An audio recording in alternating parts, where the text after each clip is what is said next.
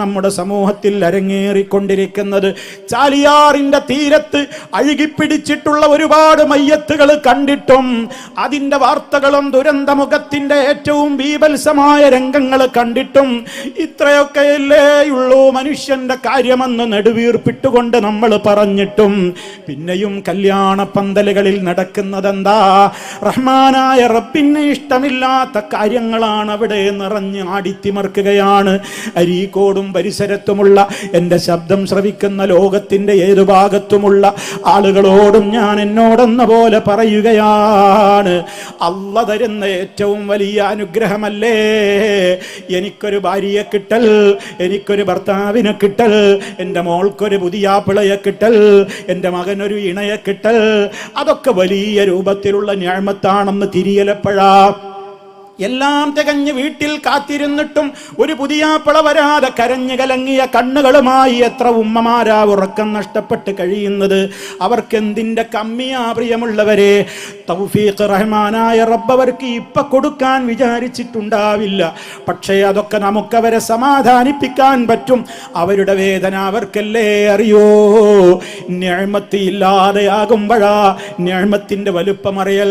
എന്നിട്ട് നമുക്കൊരു കല്യാണം ശരിയായി, നമ്മൾ ആ വിവാഹ പന്തലിൽ നിന്ന് നമ്മളങ്ങ് കൈകെട്ടി എല്ലാ പണങ്ങളും നമ്മളങ്ങ് ഇറക്കിയിട്ട് നമ്മൾ സർവ്വ ചാടിക്കളിക്കാർക്കും ഡാൻസിലൂടെ പാട്ടുകാരികളിലൂടെ കൂത്താട്ടം നടത്തുന്ന ആളുകൾക്ക് വേദികൾ ഒഴിഞ്ഞു കൊടുക്കുമ്പോൾ അവിടെ കൂടിയ മനുഷ്യന്മാര് ബാറക്കല്ലാഹു ലക്കുമാ,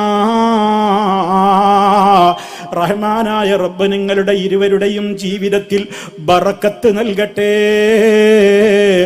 എന്നും മനസ്സറിഞ്ഞുകൊണ്ട് നമുക്ക് വധൂവരന്മാർക്ക് വേണ്ടി പ്രാർത്ഥിക്കാൻ കഴിയുന്ന എത്രയെത്ര വിവാഹ മണ്ഡപങ്ങളും എത്രയെത്ര നിക്കാഹിന്റെ സദസ്സുകളും നമുക്ക് ചുറ്റുമുണ്ട് എന്ന് എൻ്റെ ശബ്ദം ശ്രവിക്കുന്ന ഉമ്മമാര് ആദ്യം ചിന്തിക്കണേ, ഉപ്പമാര് ചിന്തിക്കണേ.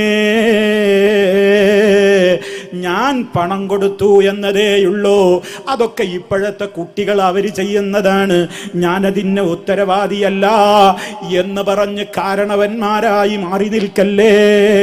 ഓ ഉമ്മമാരെ, നിങ്ങൾ മരിച്ച് നിങ്ങളങ്ങ് കബറിടത്തിലേക്ക് കൊണ്ടുപോകുമ്പോ അതേ റഹ്മാനായ റബ്ബിന്റെ കോടതിയിലെത്തുമ്പോ നിങ്ങൾ തർബിയത്ത് കൊടുത്ത് വളർത്തേണ്ടുന്ന മോളും മോനുമൊക്കെ നിങ്ങൾക്കെതിരെ എൻ്റെ ഉമ്മാന്ന് എതിർത്തില്ലല്ലോ, ഉപ്പ എതിർത്തില്ലല്ലോ എന്ന് പറഞ്ഞ് നിങ്ങൾക്കെതിരെ റഹ്മാനായ റബ്ബിന്റെ കോടതിയിൽ കേസ് കൊടുക്കുന്ന ഒരവസ്ഥ വരാതെ റബ്ബിന് ഇഷ്ടപ്പെടുന്ന കാര്യങ്ങൾ മാത്രം എന്താണോ അത് തീരുമാനിക്കാൻ വിവാഹവേദിക്ക് മുമ്പ് തന്നെ കുടുംബങ്ങളൊന്ന് മുശാവറ നടത്തിയാൽ പ്രശ്നങ്ങൾ അവസാനിക്കാത്ത ഏത് പ്രശ്നങ്ങളാണുള്ളത്?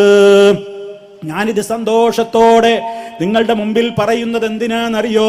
ചിലരൊക്കെ ചോദിക്കും, നിങ്ങൾ ഈ ആഭാസങ്ങൾക്കെതിരെ, വിവാഹരംഗത്തുള്ള അനിസ്ലാമികതകൾക്കെതിരെ, അതേപോലെയുള്ള തുള്ളിച്ചാട്ടങ്ങൾക്കും ഔറത്ത് പ്രദർശനങ്ങൾക്കുമൊക്കെതിരെ നിങ്ങളെന്ത് സംസാരിച്ചിട്ടെന്താണ് മൗലവിമാരെ? അതിവിടെ കൂടിയിട്ടല്ലേ ഉള്ളൂ എന്ന് ചോദിക്കുന്നവരോട് പറയട്ടെ, എനിക്കറിയാം, എണ്ണി എണ്ണി പറയാനറിയാം. തീരുമാനമെടുത്ത എത്രയോ രക്ഷിതാക്കൾ ആ തീരുമാനങ്ങളൊന്നും ഇനി എൻ്റെ റബ്ബിന് ഇഷ്ടമില്ലാത്തത്, എൻ്റെ റസൂല് പഠിപ്പിച്ച കാര്യങ്ങൾക്ക് വിരുദ്ധമായത് എൻ്റെ വീട്ടിൽ ഞാൻ ചെയ്യൂല എന്ന് ഭംഗിവാക്ക് പറയുന്നത് മാത്രമല്ല, പ്രവൃത്തിപഥത്തിൽ അത് കാണിച്ചു കൊടുത്തുകൊണ്ട് മാതൃകാപരമായി നടത്തിയ വിവാഹങ്ങളില്ലേ, അധികമൊന്നും വേണ്ടതില്ലെങ്കിലും ഉള്ളത് ഒന്നെങ്കിലും നടന്നു എന്ന് തന്നെ നിങ്ങൾ സങ്കല്പിച്ചോ. ഈ ഫാമിലി കോൺഫറൻസുകളുടെ വിജയമല്ലേ?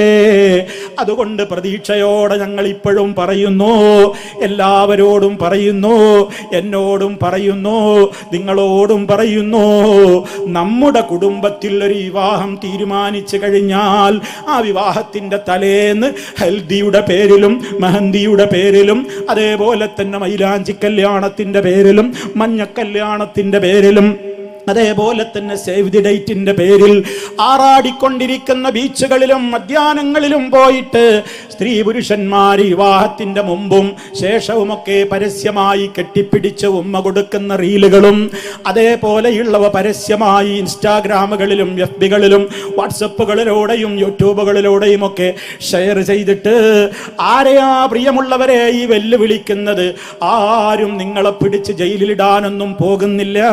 ആരും അത് കണ്ടിട്ട് നിങ്ങൾക്കെതിരെ കേസ് കൊടുക്കാനൊന്നും പോകുന്നില്ല. പക്ഷേ മരണത്തിന്റെ മലക്ക് വരുമല്ലോ.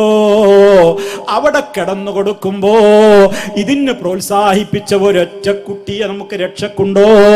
മയ്യത്ത് കട്ടിലേറ്റ് വീട്ടിൽ നിന്നാണ് കൊണ്ടുപോകുമ്പോ നിങ്ങളുടെ എല്ലാ തോന്നിയാസങ്ങൾക്കും പ്രോത്സാഹനം നൽകിയ കൂട്ടുകാരികളുണ്ട്, കൂട്ടുകാരുണ്ട്, ബന്ധുക്കളുണ്ട്, അയൽക്കാരുണ്ട്, ഇളയമയുണ്ട്, മൂത്തമ്മയുണ്ട്, എളാപ്പയുണ്ട്, അളിയാക്കയുണ്ട്.